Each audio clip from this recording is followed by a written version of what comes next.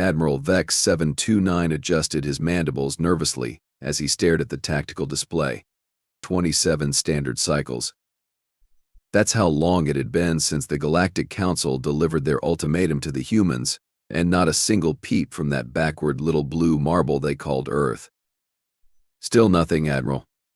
Captain Zara Kilvin asked, her forearms crossed in what she hoped looked like confidence rather than anxiety. Nothing. Vex 729 clicked his claws against the command console, complete radio silence. No diplomatic responses, no military mobilization signals, no panicked transmissions. It's like they just vanished. The bridge of the Starforge Dominion's flagship buzzed with uncomfortable energy.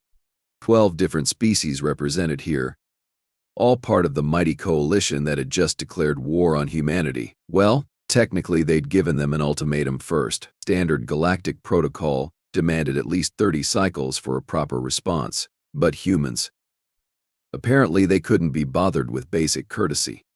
Maybe they're just scared, suggested Lieutenant Commander Boric, his blue-scaled hide shimmering under the bridge lights. I mean, we did present them with the combined might of 67 star systems. Perhaps they're cowering in their primitive shelters, hoping we'll forget about them? A chorus of nervous laughter rippled across the bridge. Yeah, right, scared humans. That would be a first. General Thane Marcus, the Coalition's military strategist and one of the few non-aquatic species who actually enjoyed water sports, studied the sensor readings with growing unease. Sir, with respect, scared beings don't go completely silent. They plead, they negotiate, they send desperate messages promising to comply. He gestured at the empty communication channels. This feels different. Vex 729's compound eyes focused on the human's home system display. 3 months ago, everything had seemed so simple. Humanity had been expanding too quickly, colonizing systems without proper galactic permits, ignoring trade regulations, and worst of all, they'd started winning every single diplomatic negotiation they entered, not through cunning or superior technology, but through sheer, infuriating reasonableness. Remind me again why we're doing this, asked Dr. Elena Vasquez, the Coalition xenobiologist. Her tentacles writhed with what could charitably be called academic curiosity, though everyone knew she was just nervous. Because, Vex 729 said, his voice carrying the weight of official policy, humanity has become a destabilizing influence in our sector. Their rapid expansion, their refusal to acknowledge traditional territorial boundaries, their annoying habit of actually reading the fine print in every treaty. Their success rate in diplomatic disputes is 87%, added Captain Kilvin, consulting her data pad. That's mathematically impossible, unless they're cheating somehow. Or, Dr. Vasquez interjected quietly, unless they're just better at it than we are. The bridge fell silent.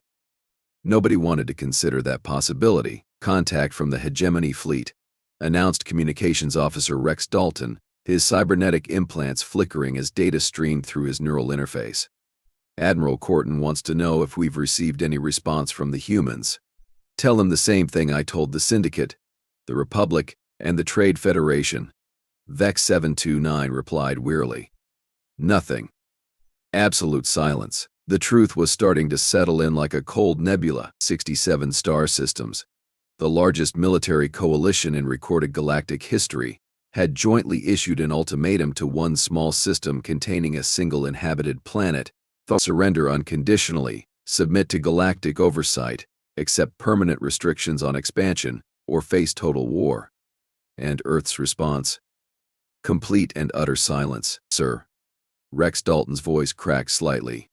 We're getting reports from our scout ships, the human colonies. They're not evacuating. What do you mean? Not evacuating? General Marcus demanded. I mean, sir, that colonial traffic is normal. Supply ships are running regular schedules. There's no sign of military buildup, no evacuation protocols, no emergency broadcasts. It's like they don't even know we exist. Captain Kilvin's primary arms gestured frantically while her secondary arms pulled up tactical data. That's impossible. Our ultimatum was broadcast on all standard diplomatic frequencies. Every major human settlement would have received it within hours. They received it, confirmed Dr. Vasquez, her tentacles coiling around her data tablet. Our intelligence assets confirm the message was distributed through their planetary communication networks. Every major government, military installation, and civilian population center got the transmission. Then why aren't they responding? Vex 729's voice carried a note of genuine bewilderment. The answer came from an unexpected source, Ensign Kate Morrison, a young human who'd been serving as a cultural liaison with the Coalition for the past 2 years, cleared her throat from the back of the bridge. Permission to speak freely, Admiral. All eyes turned to her. In the growing tension of the situation, everyone had forgotten they had an actual human aboard their flagship. Kate stood barely 5.5 feet tall, with brown hair pulled back in a regulation ponytail and eyes that seemed to hold far too much amusement for the current situation. Granted, Vex 729 said reluctantly. Kate stepped forward, her hands clasped behind her back in perfect military posture. With respect, sir, I think you might be misunderstanding the situation. Enlighten us, General Marcus said dryly. Well, Kate began, and Vex 729 could swear there was a smile tugging at the corners of her mouth. Humans have a saying. When someone makes an unreasonable demand, sometimes the best response is no response at all. You're saying they're ignoring us? Captain Kilvan's voice rose an octave. I'm saying, Kate replied carefully, that from a human perspective, your ultimatum might not seem like something that requires a response. The bridge erupted in confused chatter. Vex 729 raised a claw for silence. Explain. Kate took a deep breath. Okay, let me put this in context. You demanded that humanity surrender unconditionally, accept permanent oversight, and abandon their expansion plans. In exchange, you promised not to destroy their civilization. Correct. Vex 729 confirmed. Right. Now, from humanity's perspective, you've essentially walked up to someone who's never bothered you, demanded they give up everything they've worked for, and threatened to kill them if they don't comply. We have legitimate concerns about human expansion, protested Dr. Vasquez. Do you? Kate asked, and now her smile was definitely visible. Because from where I'm sitting, it looks like you're upset that humans are better at diplomacy than you expected, and you're trying to use military force to solve a political problem. General Marcus leaned forward. Are you suggesting that Earth doesn't take our threat seriously? Kate's expression grew thoughtful. I'm suggesting that maybe you don't understand what you're threatening. We're threatening to destroy human civilization, Vex 729 said flatly. Are you? Kate asked. Because from a human military perspective, what you've actually done is announce your intention to commit genocide against a species that, up until this moment, they had no particular quarrel with any of you. The uncomfortable silence stretched for several seconds. That's a very different proposition than a territorial dispute, Kate continued, and it requires a very different kind of response. What kind of response? Captain Kilvan asked, though her voice suggested she wasn't sure she wanted to know. The kind that doesn't involve radio transmissions, Kate said simply. Before anyone could ask what that meant, Rex Dalton's communication console lit up like a supernova, incoming signals from every major coalition fleet simultaneously. Admiral, Rex's voice was tight with tension. We're getting reports from all sectors. Something's happening. Define something. Vex 729 ordered. Sir, the Hegemony's Third Fleet just lost contact with their advanced scouts in the Kepler system. The Syndicate is reporting that their patrol ships in the Alpha Centauri region have gone dark. The Trade Federation says their monitoring stations throughout human space are offline. General Marcus was already pulling up tactical displays. Equipment failure? Unknown, sir. But the timing is suspicious. All these incidents started approximately 6 hours ago. Kate cleared her throat again. If I may, Admiral. Go ahead, Vex 729 said, though his attention was focused on the incoming reports. The 6 hours ago would be exactly when Earth's response time expired according to standard diplomatic protocol. The bridge fell silent again, but this time the silence felt different, heavier. Heavier? Are you saying, Captain Kilvan asked slowly, that the humans waited for the exact moment their response was officially overdue before taking action? I'm saying, Kate replied, that humans take protocol very seriously. If you give them 30 cycles to respond, they'll use all 30 cycles. But they didn't respond, protested Dr. Vasquez. Kate's smile widened. Didn't they? The next 12 hours turned Admiral Vex 729's understanding of warfare completely upside down. Sir, we've lost another patrol group, Rex Dalton reported, his cybernetic implants flickering rapidly as data flooded his neural processors. That makes 17 coalition vessels that have simply disappeared. Disappeared how? General Marcus demanded, his scales shifting to a deeper shade of blue, which everyone knew meant he was either very angry or very scared. Possibly both. They were there. Then they weren't, Rex replied helplessly. No distress signals, no weapon discharges detected, no debris fields. They just vanished from all sensors simultaneously. Captain Kilvan's forearms moved in agitated patterns as she cycled through tactical displays. This is impossible.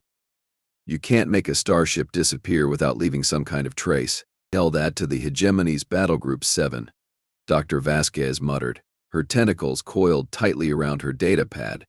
3 heavy cruisers and a dreadnought, gone in 37 seconds. Vex 729 stared at the tactical map, watching as red indicators marking missing coalition ships multiplied across human space. Each disappeared vessel represented hundreds of crew members from dozens of different species. All vanished without explanation. Ensign Morrison, he said finally, I think it's time you explained what your species is actually doing. Kate had been standing quietly in the corner, observing the growing panic with an expression that somehow managed to combine sympathy with amusement. With respect, Admiral, I'm not sure you're ready to hear it. Try us, General Marcus growled. Kate walked over to the main display and gestured at the pattern of disappearances. Okay, but remember, you asked. What you're seeing is a classic human military doctrine called proportional escalation. The proportional? Captain Kilvan's voice cracked. You're making our ships disappear. No, Kate corrected gently. We're removing your ships from our space. There's a difference. Where are they? Vex 729 demanded. Safe, Kate replied. Probably very confused, definitely embarrassed, but safe. Dr. Vasquez's tentacles writhed in frustration. That doesn't answer the question. Actually, it does, Kate said. See, when you threatened to destroy human civilization, you created what we call a disproportionate threat scenario. Your response was wildly out of proportion to any actual problem. We had legitimate concerns about human expansion, protested General Marcus. Kate nodded agreeably. Maybe. But your solution was genocide. That's like burning down a house to kill a spider. So, what's your solution? Vex 729 asked, though he was beginning to suspect he wouldn't like the answer. Simple, Kate replied. We removed the threat. Before anyone could ask what that meant, Rex Dalton's console exploded with incoming transmissions. Admiral. His voice was barely above a whisper. I'm getting reports from every coalition fleet. They're all reporting the same thing, which is, their ships are appearing in their home systems, all of them. Every missing vessel just materialized in orbit around their home planets. The bridge fell silent, except for the hum of life support systems. All of them? Captain Kilvan asked faintly. All of them, Rex confirmed.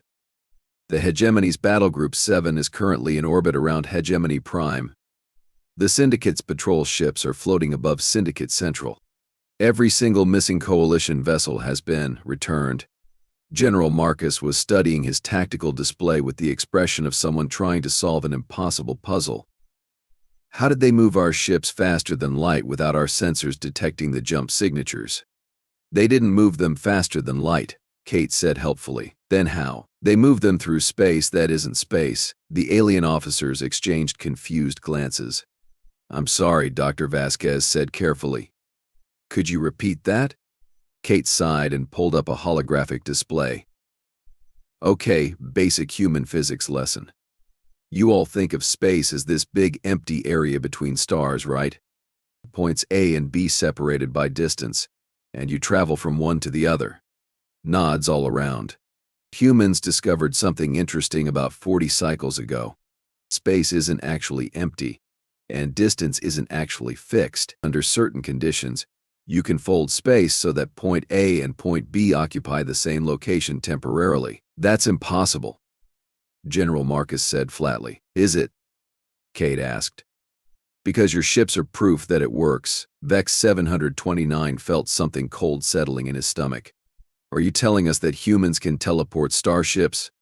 I'm telling you that humans can relocate objects through spatial manipulation, yes. Why didn't we know about this?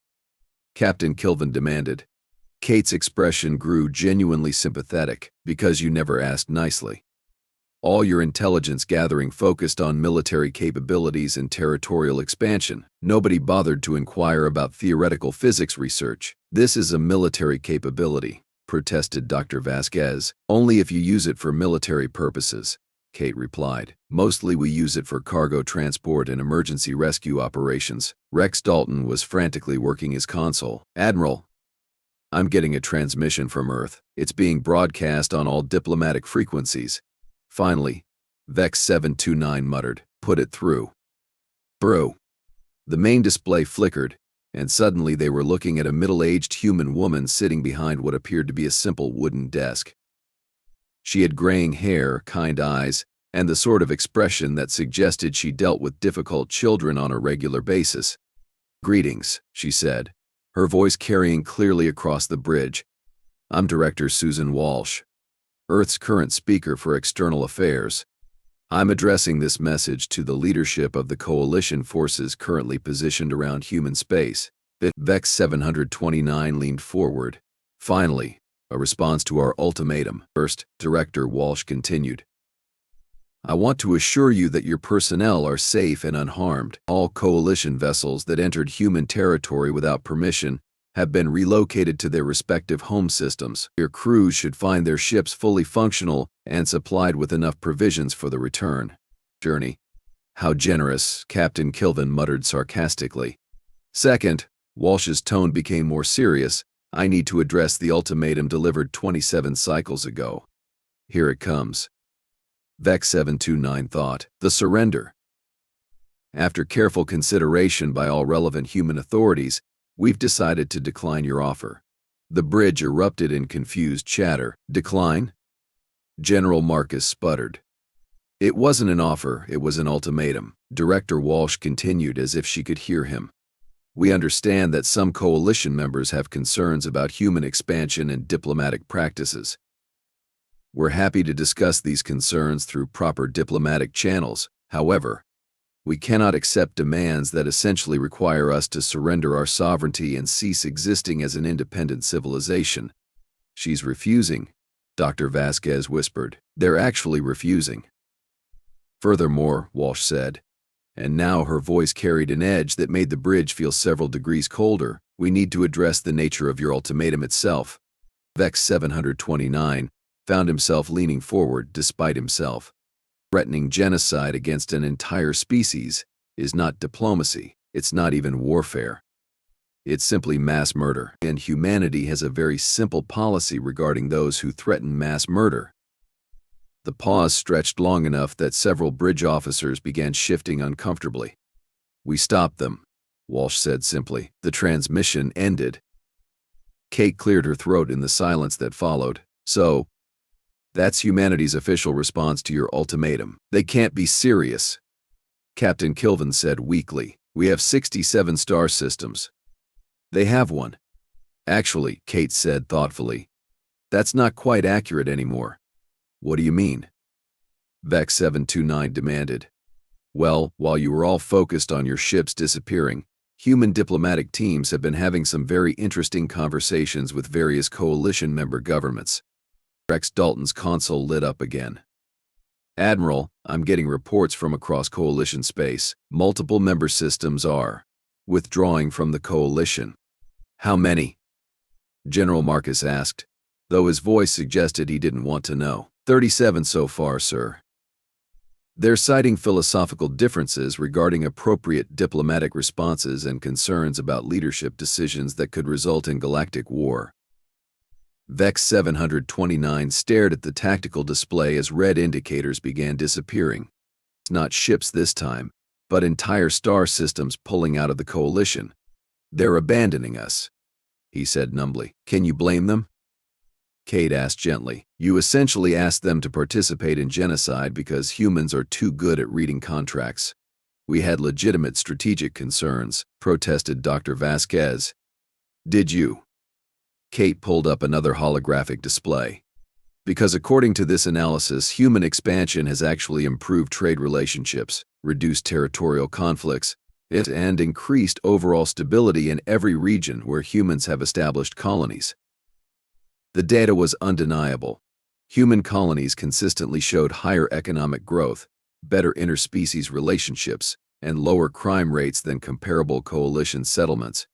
"Then why were we so concerned about human expansion?" Captain Kilvin asked quietly. Kate's expression grew genuinely sad, as humans kept winning. And nobody likes losing, even when losing means not getting everything you wanted. Rex Dalton's voice was barely audible. "Admiral, we're down to 23 coalition members. The rest have withdrawn and are requesting immediate diplomatic contact with Earth. What about our military assets?" General Marcus asked. "Most of the withdrawn systems are recalling their fleets. We're looking at roughly 15% of our original force strength." VEX 729 slumped in his command chair. 15%. "There's more, sir," Rex continued reluctantly. "Several of the remaining coalition governments are requesting clarification on exactly what they agreed to support. Apparently they thought this was a territorial negotiation, not what we actually did." Kate walked over to the main display and pulled up a communication interface. "Admiral, if I may make a suggestion?" At this point, VEX 729 said wearily, "I'm open to anything. Contact Director Walsh. Request formal diplomatic negotiations. Humans are actually quite reasonable when you approach them as equals rather than inferiors." "And if we don't?" Captain Kilvin asked. Kate's smile returned, but this time it carried a harder edge. "Well, you've seen what happens to uninvited military vessels in human space. And you've seen how quickly human diplomats can convince your allies to reconsider their positions. How do you think this ends if you choose to continue down this path?" The bridge fell silent as the implications sank in. "They never intended to fight us," Dr. Vasquez said slowly. "They planned to make fighting unnecessary. One quasi DM. Humans prefer solutions that don't result in unnecessary casualties," Kate confirmed. "But make no mistake, they're perfectly capable of fighting if diplomacy fails." VEX 729 looked around his bridge at the faces of his officers, all experienced military personnel from multiple species, all looking thoroughly outmaneuvered by a species they dismissed as primitive. "Rex," he said finally, "open a channel to Earth. Request immediate diplomatic contact with Director Walsh." "Yes, sir." As Rex worked his console, Kate approached the Admiral's chair. "If it helps," she said quietly, "humans actually respect the Coalition's military capabilities. They just prefer not to waste them on unnecessary conflicts." "How can you be sure they'll negotiate in good faith?" VEX 729 asked. Kate's smile became genuinely warm. "Because that's what humans do. We talk, we find common ground, we build solutions that work for everyone. It's not as dramatic as military conquest, but it tends to last longer." The communication channel opened, and Director Walsh's face appeared on the main screen again. "Admiral VEX 729, she said with a slight smile, "I was hoping you'd call. Shall we discuss how to resolve this situation in a way that benefits everyone involved?" And for the first time in 48 hours, VEX 729 found himself genuinely hopeful about the future. The humans had answered their threat of war with silence, but that silence had spoken louder than any declaration of battle ever could. Sometimes the most powerful response was simply refusing to play by someone else's rules. As negotiations began, VEX 729 realized that humanity had taught the galaxy an important lesson. The strongest civilizations weren't those who could destroy their enemies, but those who could turn their enemies into friends, and humans, it seemed, were very good at making friends.